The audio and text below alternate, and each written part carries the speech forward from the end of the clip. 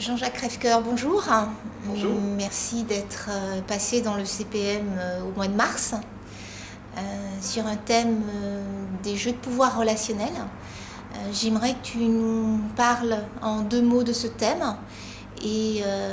évidemment que tu nous expliques en quoi c'est important pour un manager ou un dirigeant d'entreprise aujourd'hui de s'intéresser à ces questions. Alors c'est un vaste sujet comme tu as pu t'en rendre compte, puisque les jeux de pouvoir c'est vraiment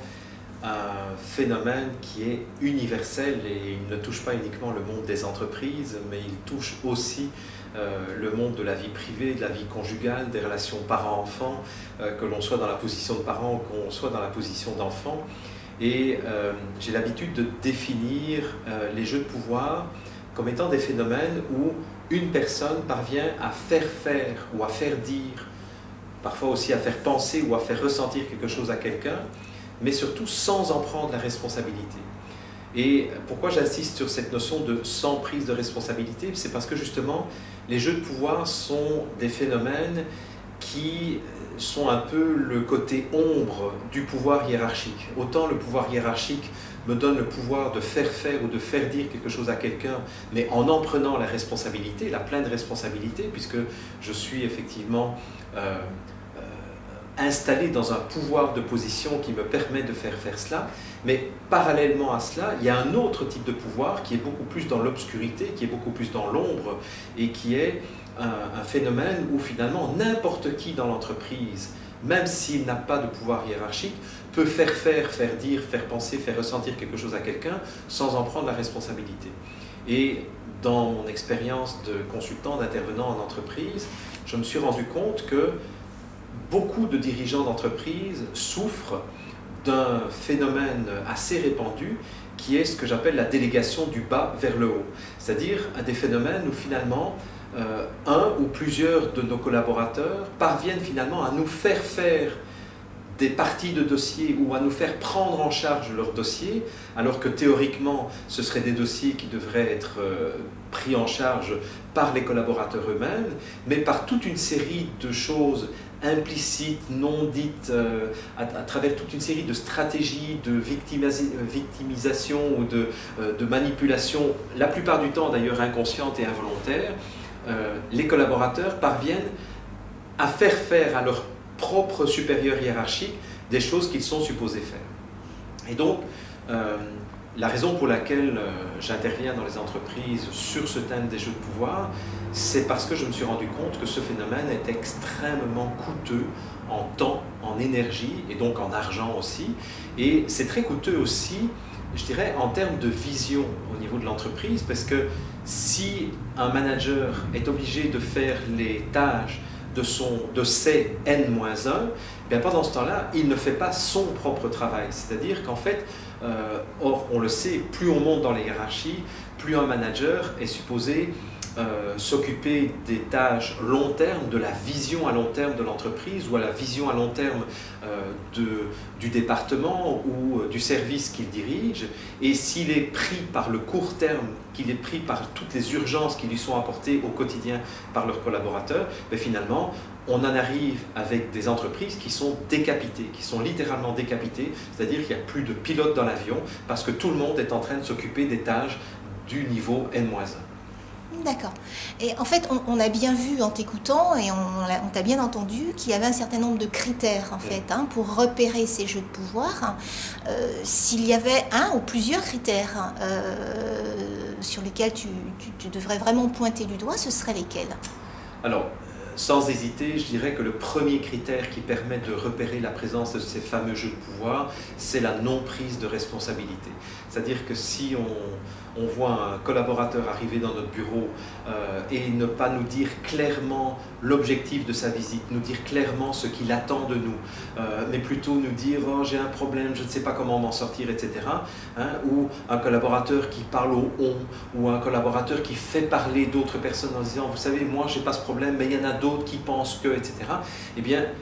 là, déjà, c'est quelque chose qui doit nous mettre en alerte sur le fait qu'il y a peut-être un jeu de pouvoir. Mais la notion de non-prise de responsabilité n'est pas suffisante. Il faut qu'il y ait d'autres critères, comme par exemple si quelqu'un me met sous pression pour essayer d'obtenir quelque chose de moi, mais sans en prendre toujours la responsabilité, ça c'est un autre critère. Un autre critère aussi, c'est lorsque vous détectez une distorsion entre le message explicite et le message implicite, c'est-à-dire entre ce qui est dit par le collaborateur et puis ce qui est sous-entendu, mais qu'on entend évidemment très très bien. Un exemple parmi d'autres, quelqu'un qui dirait oh là là, j'ai un problème, je ne sais pas comment faire pour m'en sortir. Ça, c'est le message explicite, alors qu'on entend bien que le message implicite, c'est écoute, aide-moi, ou prends en charge mon problème, ou interviens à ma place parce que là, je n'en sors plus.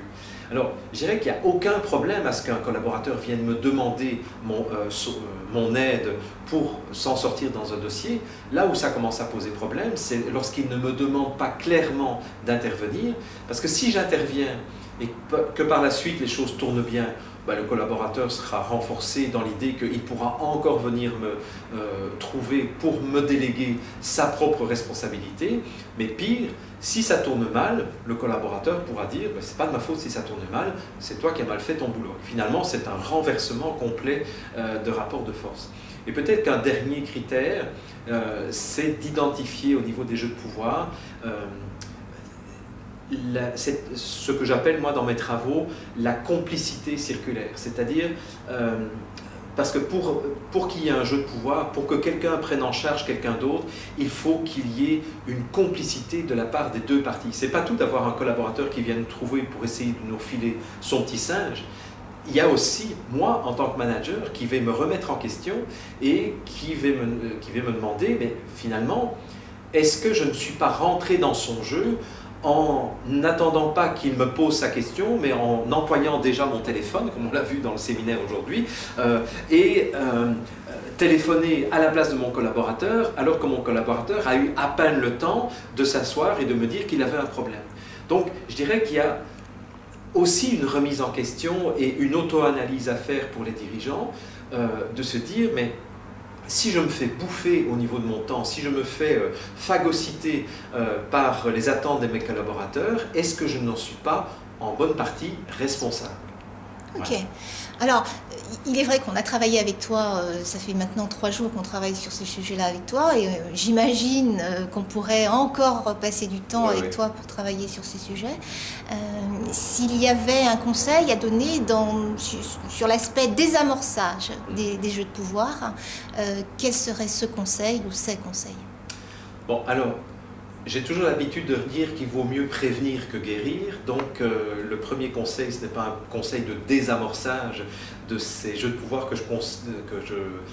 compare très souvent à des bombes à retardement relationnel, mais je donnerais plutôt d'abord un conseil de prévention. Et ce conseil, il a l'air assez simple comme cela, mais c'est peut-être de réviser les descriptions de fonctions, de réviser les règles qui régissent un département, un service ou une entreprise, et de voir s'il n'y a pas dans ces règles ou dans ces descriptions de fonctions des zones de flou. Parce que s'il y a bien une chose qui nourrit les jeux de pouvoir interpersonnels, c'est bien toutes ces zones de flou où les responsabilités ne sont pas claires, où les limites de responsabilité ne sont pas claires, où les règles de fonctionnement de l'entreprise, ce qu'on appelle la culture d'entreprise, ne sont pas écrites, et un certain nombre d'individus vont s'engouffrer dans ces failles au niveau de la définition des règles. Donc je dirais que ça, c'est la première chose, et ça c'est vraiment de la prévention que l'on peut faire. Deuxième chose qui est également de la prévention, mais qui commence à être aussi du désamorçage, c'est apprendre à mieux définir et à mieux fixer les objectifs que l'on confie à ses collaborateurs. Je suis frappé, ça fait quand même presque 25 ans que j'interviens en entreprise, de voir à quel point les dirigeants, les responsables d'entreprise ne sont pas au clair avec la notion de fixation d'un objectif qui soit non ambigu, qui soit non interprétable et qui soit complet.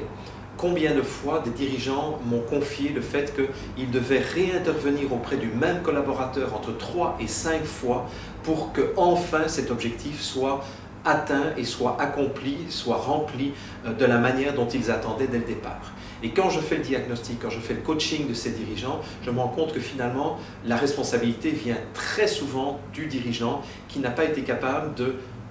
prendre le temps, 2 minutes avant de rencontrer son collaborateur, de mettre par écrit l'objectif qu'on va confier au collaborateur, de telle sorte qu'il n'y ait pas toutes ces ambiguïtés.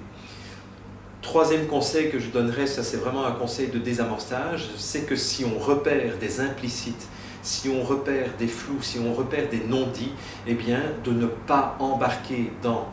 une réponse tant que le collaborateur, on ne lui a pas fait dire « voilà ce que j'attends de toi ». C'est-à-dire que ça c'est une des grandes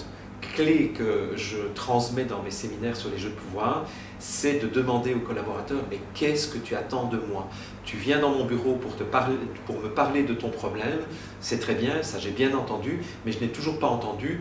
la raison de ta visite, c'est-à-dire qu'est-ce que tu attends de moi, qu'est-ce que tu veux que je fasse, est-ce qu'il y a quelque chose que tu veux que je fasse ou simplement tu viens m'exposer ton problème, est-ce que tu veux que je valide une des solutions auxquelles tu as pensé ou est-ce que tu veux que je t'aide à trouver toi-même ta solution ou est-ce que tu veux que je fasse le travail à ta place. Bien entendu, en posant les questions comme ça, on va amener le collaborateur à prendre davantage la responsabilité de sa démarche, bien entendu. Cela dit, une fois que le collaborateur a explicité son attente ou son objectif en venant nous trouver, nous n'avons pas encore l'obligation de répondre oui à tous les coups. On peut toujours poser nos limites en disant « je ne suis pas d'accord de te prendre en charge, c'est-à-dire je ne suis pas d'accord d'entretenir avec toi une relation de dépendance. Par contre, je suis là pour t'aider et pour t'aider à progresser et finalement à devenir quelqu'un de plus en plus autonome sur ta fonction. » Donc je dirais que ce seraient les 3 conseils que je donnerais, qui sont les conseils à mon avis les plus généraux pour se sortir de ce genre de piège relationnel. Jean-Jacques Crèvecoeur, merci. Merci beaucoup.